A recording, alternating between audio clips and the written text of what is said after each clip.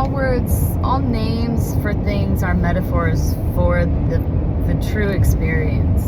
And so I say all that because in referring to an experience like a twin flame journey, it's like the name becomes a trap. Because it allows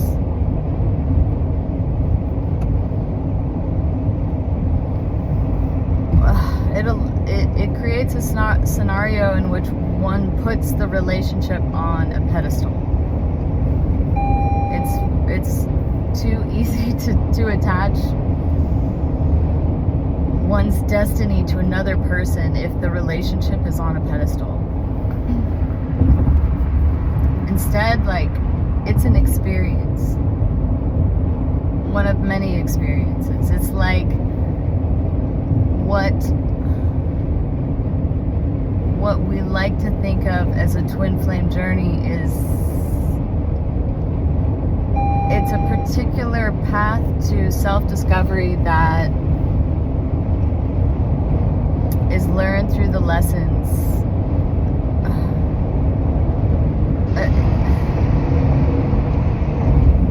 It's bridging the gap between the spiritual, psychological, and the animal body. Because oftentimes it's connected to our relationships as children to other adults in our lives and our parents and stuff like that. And it manifests through like toxic romantic love and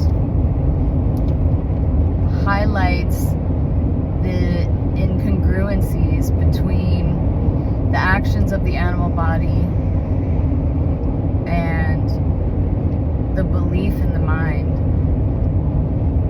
And it forces one to become in alignment from within. Because if somebody wants a particular outcome and their physical actions are out of alignment with that particular outcome that they desire,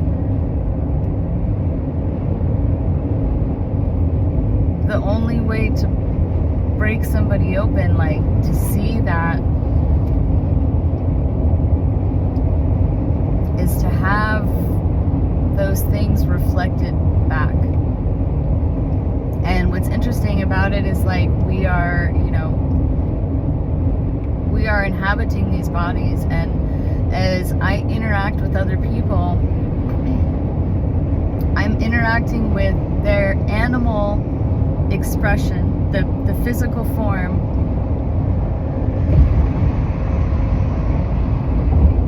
as an expression of what they believe, that particular person believes to be true, filtered through that belief system and then expressed into the world. So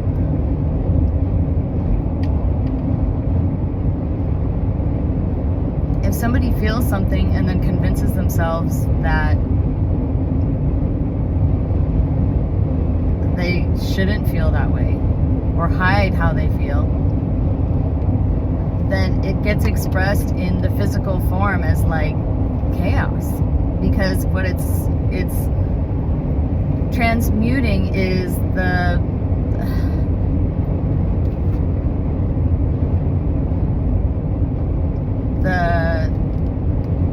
disconnection. Like the actions are not in harmony with the desires. I don't know. Anyway, that's what it feels like, just from my own experience and from what I hear from other people's experiences. It's like it's a process of self-discovery through bridging the self-discovery is bridging the gap between the mind, like spirit, and the physical body. And one can heighten the experience by aligning those things, which, now that I'm saying it, it's kind of like makes me think of like the chakras and stuff.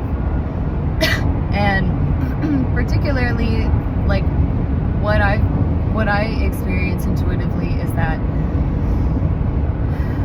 we experience the disconnect first in our heart and in our gut, it's kind of like right below my sternum, like right in there. I literally feel it. And then sometimes when I feel grief or sadness, I can feel like the waves of it come over my heart. It's like I can actually feel I feel something very real. And that's what takes the process, is the dissonant frequency that is created between an unconnected mental space and physical space. It creates dissonance that is processed through this area. It makes us feel weak and disconnected. And when we feel that anxiety, we seek out coping mechanisms.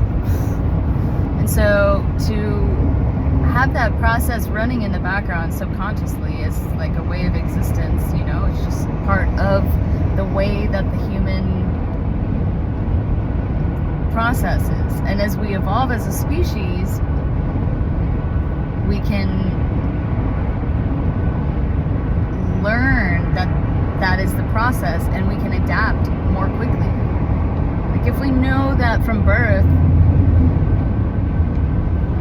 we can, everything would be different. It would all be different if we just taught ourselves, had an agreed upon belief at least about the way that the human is. And I mean, that's asking a lot, because the road to hell is paved with good intentions, but we've got to believe something. We have to believe something about the experience. We don't, who gives a fuck if there's aliens and all? It's just none of that stuff matters. What matters is the experience that you're having right now in your body, in this moment, and how your actions are either in line or out of line with what you believe to be your destiny in your life. So anything about twin flame experience and stuff like that, take the romance out of it. If you're so fixated on another person or on an idealized relationship as your destiny, that's not this. That's not this. This is something way bigger than that. To where, if it's not in alignment, I accept that I have a connection to some sort to another person, and it's shown, and I see it reflected in the people around me. I see it. I'm reminded of that experience all the time, and it's just teaching me there's something bigger here. And the whole point is to transform oneself to be aligned within. Because it's never going to work. Nothing is going to work. No relationship is going to work at all. Everything is falling apart right now. We have to change the way that we relate to each other. And be thankful for these experiences that show us where boundaries to one's human experience should be. And how one wants to relate to another person. I know stuff about me. I am ride or die. And that's also what I expect. If it's not in alignment with that, then I'll ride away. I don't need to hold on to anything anymore. I've learned enough of the lessons to be able to just realize sooner when it's time to move on and just let things be. But it's the power of the mind. Power of the mind is really important, because we tell ourselves a story about the experience, and an experience like self-discovery in itself has within it pain, because it's a lot of grieving many things. Most specifically, past versions of oneself. And, you know, it's like, it can be lonely, it can be all the things, but also, it's not lonely when it's like, this is me. This is me. And I love me. I love being with me. And I try to put as many, like, as if my higher self were watching me at like a TV show. But also balancing the fact that everything that runs through this system is processed through this physical body. So all of my coping mechanisms, all of the things that I do to deal with a life that is full of experience, you know, it gets processed through the animal body. And if the animal body gets too disturbed, it can create an uncomfortable experience. And the higher self doesn't want to experience an uncomfortable experience. But the higher self doesn't completely understand how the animal body works. It's like, oh, everything's infinite and everything is cool. But then it's like, wait a second. You know, I'm alive and I have to maintain this body, and it's like part of this cycle of this particular planet where things come to life and then they go back to the earth. It's like, there's a boundary on it. There's a limitation to the experience, the human experience, that the soul doesn't quite understand. So it goes through this process as a species, big time scale, to understand the experience that's happening. And we interact with certain people and we wake each other up just enough to be like, oh, holy shit, like, we figured out, like, you know, we really learned how to master the material realm, but in the process we disconnected ourselves so far from like the essence, the soul essence of the experience. Instead, we're out there looking for aliens or something. Like, oh, that's a waste. Like, it's inside. Excuse me. Oh, so funny.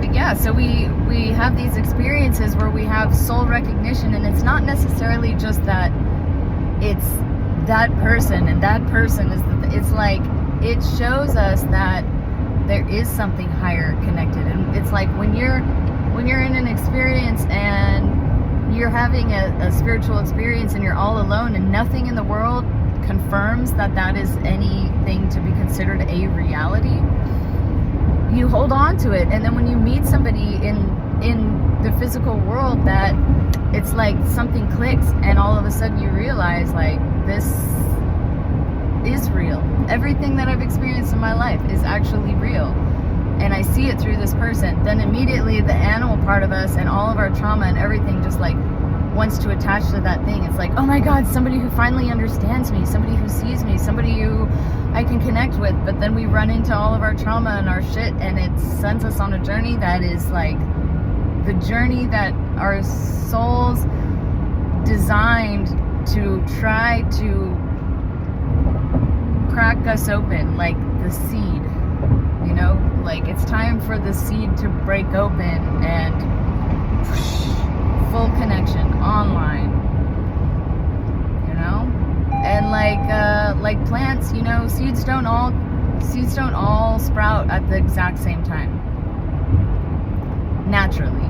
You know, you can artificially influence that, but in nature, it like seeds are meant to be varied in there because it's like looking for the right conditions for survival. So these ideas, these thoughts, these belief systems get planted in our mind throughout the years, and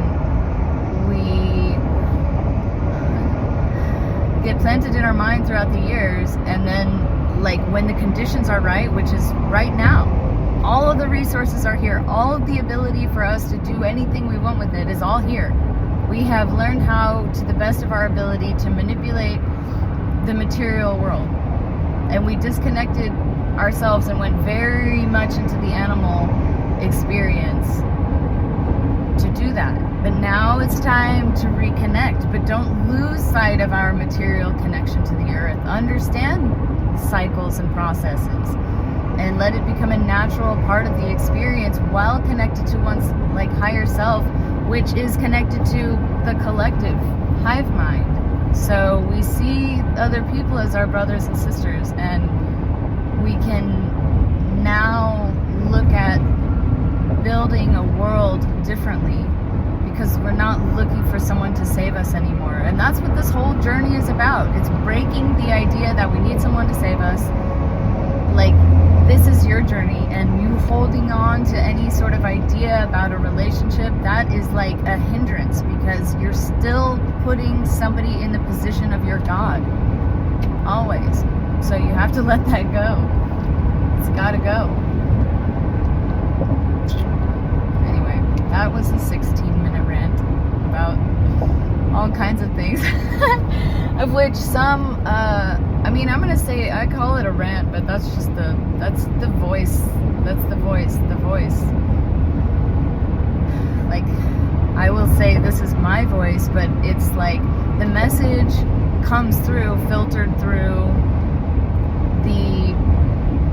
this experience. So the experience of me in this life, in this moment, with all of my genetic information and my epigenetic information and all my relationships and learned experience has and like just my essence is coming through with this passion. Like, this is just my expression of the experience, and as we are all cracking open to our own seed experience, we each have a unique voice and a unique way to express things, and we also have, because it's filtered through the animal, there is a similarity, because we do come from we come from a similar idea. So it's like within the realm of the 3D, we have language. So everything that we feel and felt and believe is filtered through our belief system, which is attached to our survival in the animal body, and words, language that was just passed down to us that we just assume meaning about. It's like all of it is filtered. The message is filtered through that. So if this message doesn't resonate with you, that's okay. You know, maybe something hit, but if it's not in the voice that works for you, that's okay. There are like infinite expressions of source. You just have to find one that resonates with you.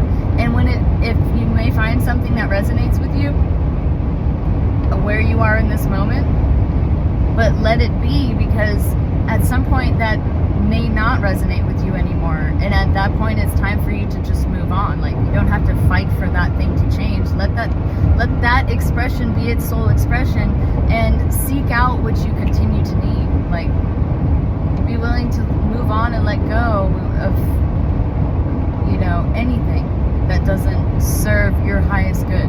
Watch the obsessions of the mind. Pay attention to your coping mechanisms.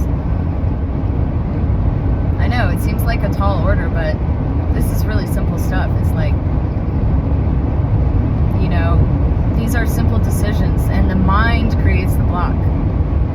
Like, literally, your animal body does not care if you're, it's like your animal, like, just feed your animal whatever your animal needs. Like, food doesn't need to be novel. It doesn't, like, weird, like, fun colors and shit. Like, just give your body what it needs. It's just a machine. We define it as, like, some grander experience that requires, you know, like, we can have novelty in ways that doesn't have to be so connected to the animal. Like, you know, just chill out on all the animal stuff. Like, just enjoy the experience without hurting oneself. Right? Like, why do we have to hurt ourselves? Why? What is that? What is that shit? And then we have shame for hurting ourselves. And then, like, because we're like, that was stupid, and I feel really stupid. I don't want to tell anybody how stupid I feel. So I'm just going to embody it in my daily life and feel like I'm not worthy of anything good. Because that seems like a much better path.